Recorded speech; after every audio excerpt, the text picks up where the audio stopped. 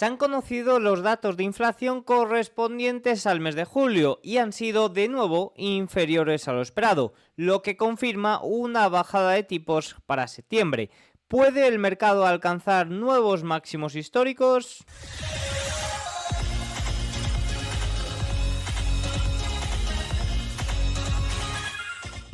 Muy buenas a todos y bienvenidos un día más al canal.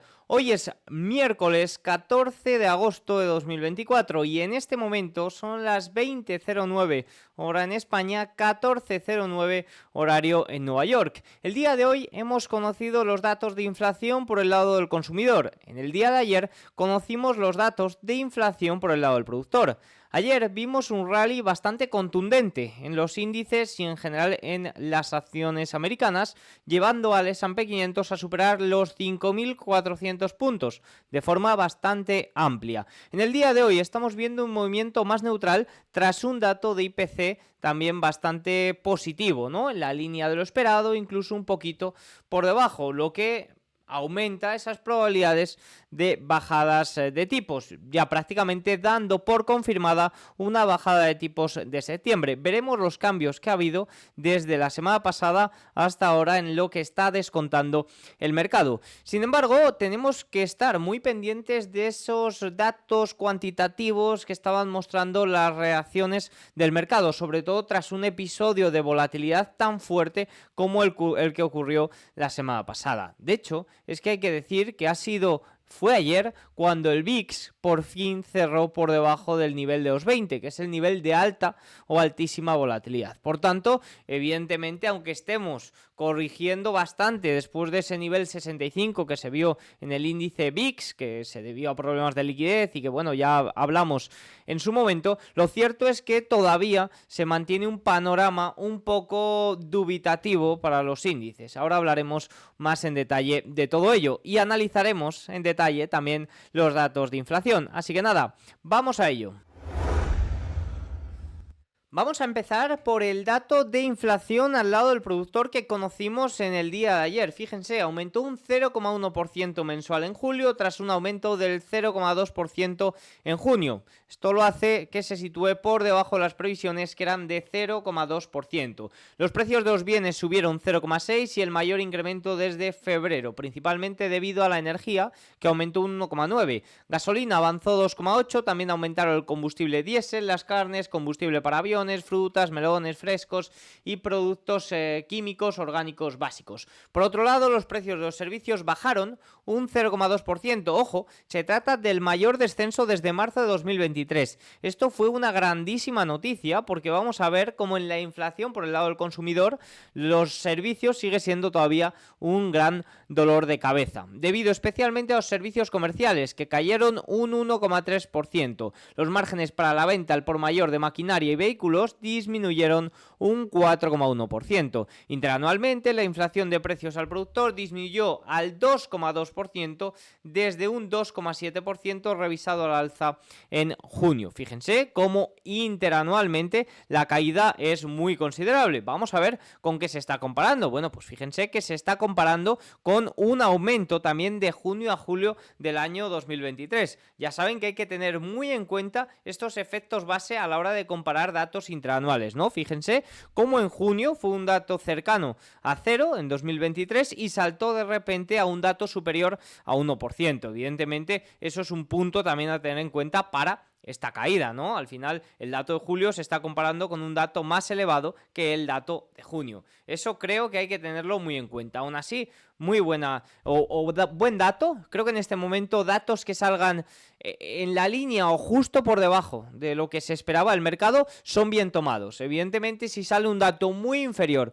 o si sale un dato un poquito superior, es algo que no terminaría de gustar mucho al mercado. Ya saben que desde mi punto de vista estamos volviendo un poco a ese punto de equilibrio. Sí que es cierto que la inflación todavía se mantiene por encima de los objetivos, por tanto estamos volviendo un poco a ese punto de equilibrio donde el mercado recompensa especialmente datos en línea o datos un poquito por debajo de lo esperado, pero datos realmente débiles o muy inferiores de inflación tanto al productor como al consumidor podría dar la sensación de deflación, podría dar la sensación de que la Reserva Federal está detrás de la curva y ocurriría un poco lo que estaba descontando el mercado la semana pasada y esas grandes caídas. Por tanto, los datos de inflación por el lado del productor generales estuvieron un poquito por debajo en la línea, pero oye, no dieron grandes señales de alarma. Incluso la caída de los servicios fue un signo positivo. El dato subyacente, fíjense que cayó un 0,05%, que se redondeó a un 0%, así que probablemente sea un 0,04 mucho y se redondea al 0%. Fue del 2,4% interanual, muy por debajo de las previsiones de 0,2 y la caída y el 2,7% que se registró en junio. Ya saben que esta caída tan grande interanualmente de un mes a otro se debe especialmente a esos efectos base. Pero bueno, en general también una línea bastante clara, la inflación claramente estabilizada por encima de los objetivos también por el lado del productor, pero en la buena dirección o en la buena línea, al menos por ahora, y tampoco sin darnos grandes alarmas de deflación, que es un poco lo que asustaría realmente al mercado, porque significaría que la Reserva Federal va detrás de la curva. Si vamos a los datos que hemos conocido el día de hoy de inflación por el lado del consumidor, bueno, pues fíjense, se esperaba que el IPC de julio sea suave o medianamente suave. Fíjense que esto es lo que se esperaba o lo que esperaba el mercado. Esperaba un crecimiento del 0,2% para el dato general que situara la tasa interanual en el 3% y para el subyacente un crecimiento del 0,19% intermensual que situara la tasa interanual en el 3,2%. Y lo que hemos tenido es que por primera vez desde marzo de 2021 se ha conocido un dato de inflación al consumidor interanual general por debajo del 3%. Evidentemente todavía por encima del objetivo, que es un 2%, pero en la buena dirección. El IPC creció un 0,1549%, para ser exactos. Esto se aproxima al 0,2%, que está muy en línea con lo esperado, pero fíjense cómo ha estado en línea por la mínima, porque el dato ha sido inferior a lo que se esperaba. La previsión era de 0,2 y esto se tradujo en una tasa de inflación interanual del 2,92%, que se redondeó al 2,9%. Por tanto, aunque el dato de inflación intermensual redondeado a una cifra haya salido en línea, vemos como el dato interanual pues sí que es cierto que le permite caer por debajo del 3%. Y aquí tenemos el dato más bajo desde marzo de 2021. Como vengo comentando, una inflación claramente estabilizada por encima de los objetivos, pero que de momento va en la buena dirección o están logrando que vaya en la buena dirección de desinflación de una forma ya bastante más lenta. Evidentemente que haya datos negativos, como hubo por ejemplo en el mes pasado, pues es positivo si lo hay un mes, pero si lo hay varios meses se podría empezar a descontar, como he dicho antes, ese riesgo de deflación y eso no sería muy positivo para el mercado. IPC subyacente creció un 0,1652%, que se redondeó también a un 0,2% intermensual, frente a las previsiones que eran también 0,19%. Por tanto, un poquito por debajo, pero bueno, el redondeo sale muy en línea. Esto redujo la tasa a 12 meses al 3,2%. Se trata también de la cifra más baja desde mayo de 2021. Aquí en el dato subyacente no vemos una inflación claramente estabilizada, pero de momento sí que estamos viendo una clara línea de desinflación. Fíjense que se está comparando con un dato de julio de 2023 que está cercano al 5%. Evidentemente este tema del efecto base hay que tenerle muy en cuenta a la hora de hablar de datos interanuales. Fíjense cómo en el dato general estamos comparando un dato muy en línea, un dato de un 3,2, 3,3%. Evidentemente, en el dato general, pues sí que es cierto que ya hay una estabilización y ya estamos viendo una gran o una muy buena dirección. En cuanto a el subyacente, más de lo mismo. La dirección es muy buena, pero sí que es cierto que no estamos viendo esa estabilización que se ve en el dato general. La tasa anualizada a 6 meses cayó al 2,8%, la más baja desde marzo de 2021. La tasa anualizada a 3 meses al 1,6%, también la más baja desde marzo de 2021. 2021. Muy buenas noticias, ambas. En general los datos han sido pues muy positivos. La deflación de bienes continúa presionando a la baja el IPC general. Para ponerlo en contexto, los precios de los bienes bajaron un 1,9% interanual, el mayor impulso deflacionario desde 2004. Mientras tanto, los precios de los servicios siguen aumentando interanualmente al ritmo más lento desde 2022, pero fíjense que el dato es un 4,9, no sé si es exacto porque mis datos a veces van un poquito diferenciados, pero bueno, rondando el 5%. Evidentemente, una gran diferencia entre la inflación de los servicios y la inflación de los bienes. La inflación de los bienes es mucho más sencilla mover, es mucho más volátil. En cambio, la inflación de los servicios es esa inflación pegajosa que cuesta tanto devolver al objetivo. Bajo el capó, los precios de los autos usados cayeron un 2,3%, con las tarifas aéreas menos 1,2%, mientras que los costes de seguro de automóvil aumentaron un 1,2%. Los precios de los muebles aumentaron un 0,3%. Aquí tienen el cuadro un poquito lo más relevante y el motivo principal por el que o del que sale el aumento intermensual, que está muy en línea con lo esperado, un poquito inferior, pero sí que es cierto que se debe aproximadamente en un 90% a el shelter, a la inflación de la vivienda. Seguimos teniendo un gran dolor de cabeza por aquí. Fíjense que ha vuelto a repuntar. La inflación de julio en materia de vivienda aumentó un 0,3% intermensual y un 5,05% interanual frente al 5,16% de junio. Fíjense cómo intermensualmente hemos visto un gran repunte con respecto al aumento que se vio en junio. La inflación de los alquileres aumentó un 0,42% y un 5,09% interanual frente al 5,07% en junio. Es decir, si nos centramos en la parte de los alquileres, hemos visto incluso repunte interanual debido a ese aumento de un 0,42% intermensual. Fíjense, algún matiz sobre ello. Los alquileres y el OER crecieron conjuntamente un 0,39% en julio. Esto es un repunte respecto al 0,27% de junio, pero incluso si junio fuera un caso atípico, julio sigue siendo la segunda lectura intermensual más baja desde diciembre de 2021. En términos interanuales, el alquiler y el OER crecieron un 5,3%, el nivel más bajo desde mayo de 2022. La vivienda en el IPC se ralentiza claramente, pero sí que es cierto que será muy lento. ¿A qué hago referencia con este alquiler y el OER? Bueno, lo he comentado sobre todo durante el primer trimestre, que para medir el índice de alquileres se utiliza un índice de alquiler normal del alquiler que paga un inquilino en Estados Unidos, y luego, como la mayoría de personas viven en una vivienda de su propiedad, lo que hacen es calcular un OER, que es un índice que estima cuánto pagarías por vivir de alquiler en tu propia casa. Es decir, si tú vivieras de alquiler en tu casa, ¿cuánto pagarías, no? Y sí que es cierto que durante el primer trimestre se han visto grandes divergencias entre el alquiler que pagan los inquilinos de verdad y esta estimación de lo que los propietarios pagarían en su casa. De hecho, durante el primer trimestre se ha llegado a ver una de las mayores divergencias desde que este dato o desde que esto se mide así. Evidentemente, como la mayoría de personas en Estados Unidos viven de propiedad, pues podemos concluir que este dato son más bien estimaciones, ¿no? Por tanto, no estaría muy en línea con la realidad. De ahí también que sea tan lento, que haya tantas revisiones, pero bueno, en definitiva, sí que es cierto que no me preocupa mucho este salto. Como he comentado por aquí, se trataría del dato, se trataría de la segunda lectura intermensual más baja desde diciembre de 2021, incluso si el dato visto en junio, que fue muy positivo, pues fuera atípico, ¿no? Por tanto, la dirección es muy buena. Al final sí que es cierto que sigue siendo un punto preocupante, y sobre todo los servicios, incluyendo la vivienda, pero en general toda la parte de servicios, pues sí que es cierto que sigue siendo un poco lo más preocupante, y es esa inflación tan pegajosa que cuesta tanto devolver al objetivo. Creo que eso no es nada nuevo, y creo que bueno, pues todavía sí que es cierto que para volver, o para que esta inflación de servicios vuelva a los objetivos, pues quizás la Reserva Federal debe mantener un poco el tono duro. Un 5,5% evidentemente no, pero oye, no puede tampoco bajar los tipos de interés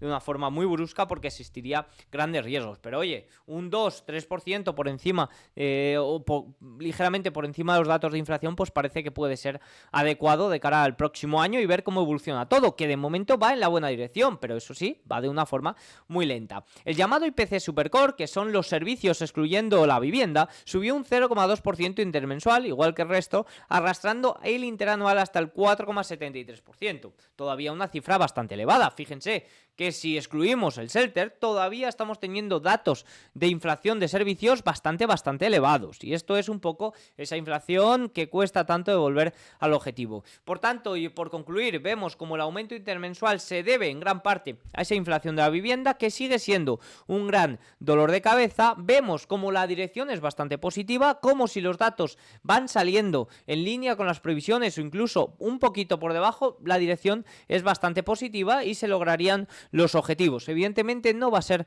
algo que sea lento, no va a ser algo que sea rápido. Evidentemente esto llevará cierto tiempo y es algo que hay que tener en cuenta. Pero en general, los datos de inflación correspondientes al mes de julio, lo único que han hecho ha sido esto: dar mayor confianza a la Reserva Federal de que en septiembre se lleve a cabo una primera bajada de tipos. Creo que ya nadie discute eso y deberíamos de ver unos cambios en los datos muy grandes para ello. Ahora, eso sí, justo hace una semana incluso se debatía de una reunión de emergencia que llevara a la Reserva Federal a bajar los tipos de interés 50 puntos básicos. ¿Por qué? Porque se descontaba que la Reserva Federal se estaba quedando atrás con respecto a la curva y que los temores de recesión eran muy elevados.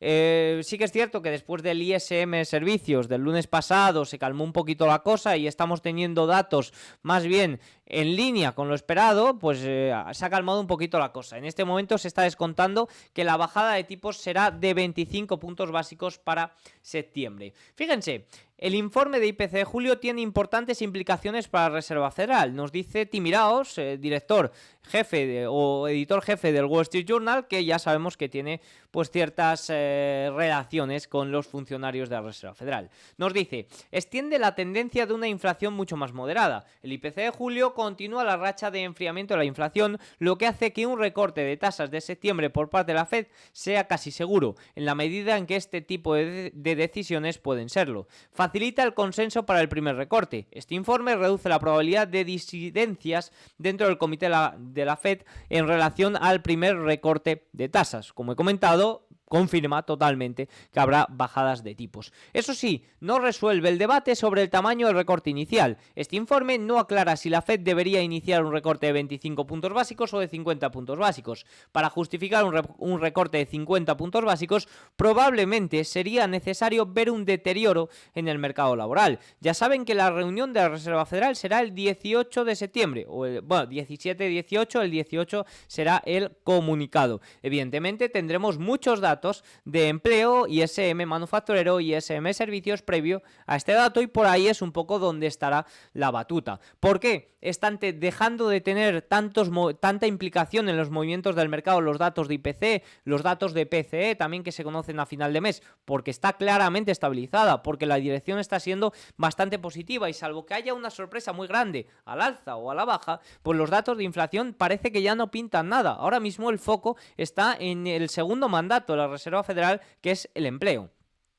Número de recortes futuros en debate. Una gran cuestión para la reunión del Comité Federal de Mercado Abierto en septiembre será cuántos recortes de tasas se prevén para el resto de año. Es importante recordar que estas previsiones de septiembre son inusuales, dado que las previsiones se basan en calendario, básicamente guía sobre trayectoria de la política monetaria en las reuniones de noviembre y diciembre. Lecturas de inflación moderadas podrían hacer que una base de 3 recortes sea más probable. Recordemos que las últimas previsiones conocidas en junio hacían que la mayoría de funcionarios esperaran solo una bajada de tipos para el año 2024. Si ahora se apuesta o la mayoría de funcionarios apuestan por 3 bajadas de tipos, sería bajada de tipos septiembre, noviembre y diciembre en todas las reuniones que quedan. Fíjense, queda reunión en septiembre, queda reunión el 7 de noviembre y queda reunión el 18 de diciembre. Es decir, esto sería un poco lo que esperarían si hablan de esas 3 bajadas de tipos.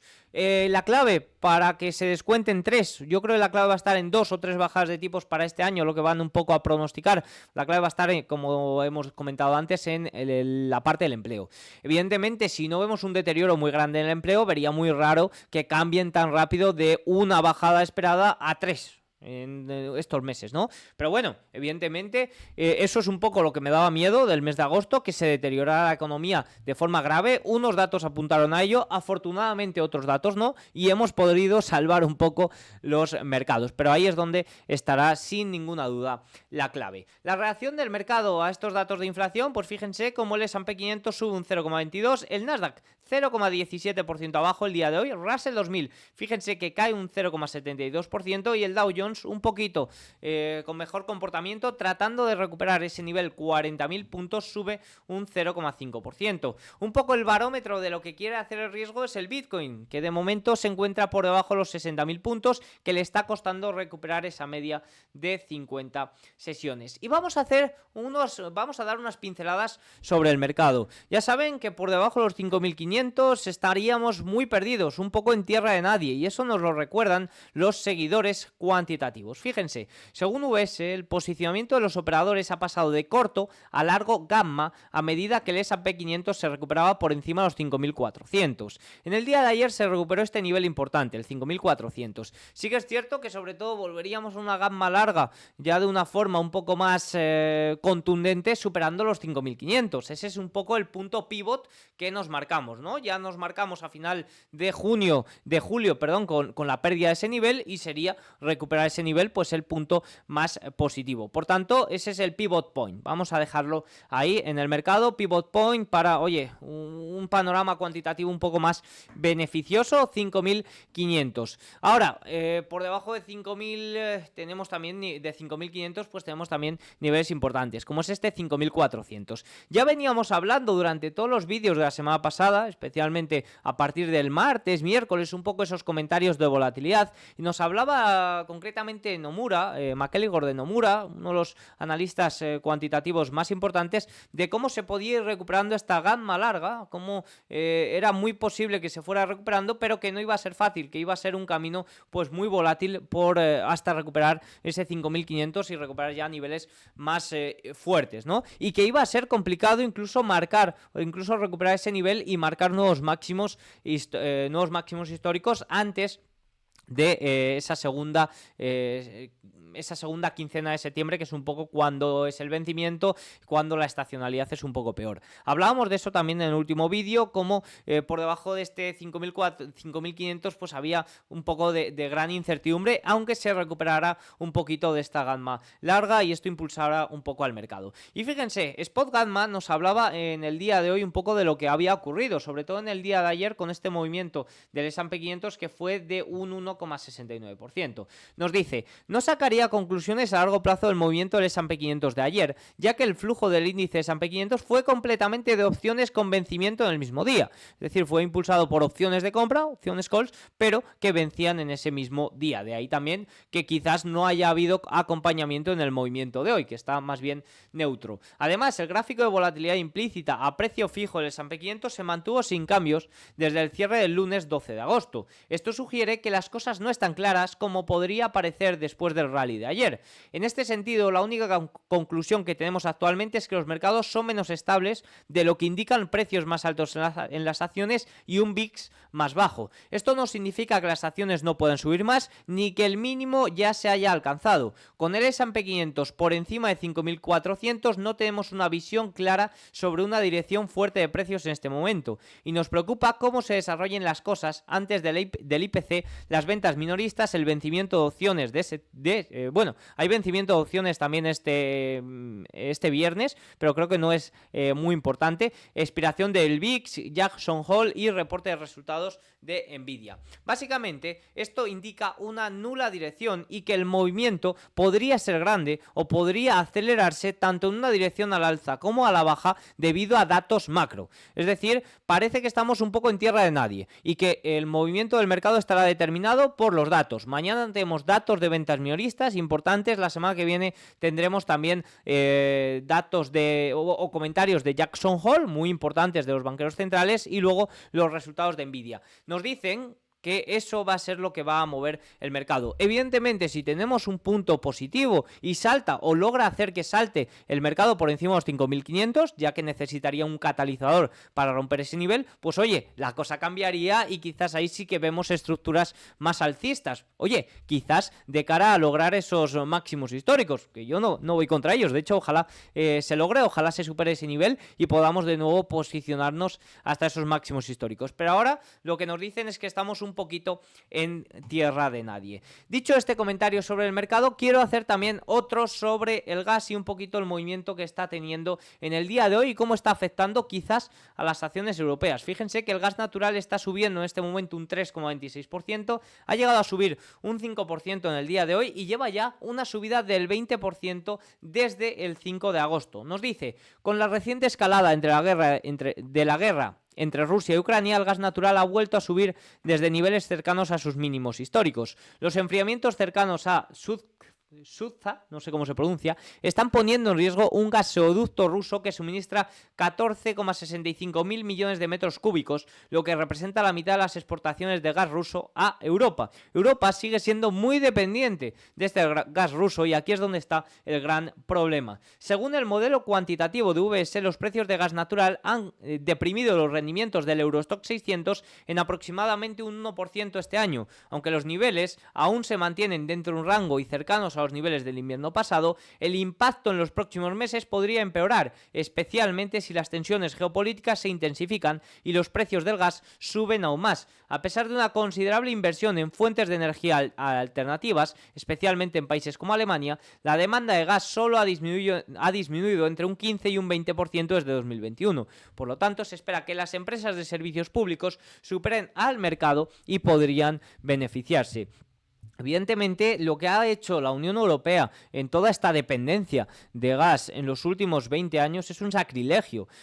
Ha convertido a los países del norte de Europa en dependientes total de Rusia y desde el año 2022, con el estallido de la guerra, también con ciertas sanciones que lo que hacían era perjudicarse ellos mismos, pues estamos viendo cómo cuesta mucho a los países del norte de Europa recuperar un crecimiento económico fuerte. De hecho, ya lo veíamos cuando hablábamos del dato de Producto Interior Bruto de la Unión Europea, de la zona euro, que por cierto en el día de hoy se ha confirmado en el 0,3%, cómo existía una gran diferencia entre países del norte y países del sur que no son tan dependientes de este gas ruso. Por tanto, esto es un punto fundamental, importante y que vemos que está teniendo cierto efecto. Con respecto al petróleo, fíjense que en el día de hoy está cayendo un 2%, ayer también cayó, parece que no hay mayores comentarios sobre esa escalada entre Israel e Irán, por tanto, tema geopolítico, guerra, parece un poquito más calmado. Así que nada, creo que he dado un repasito un poquito general a todo lo que ocurre.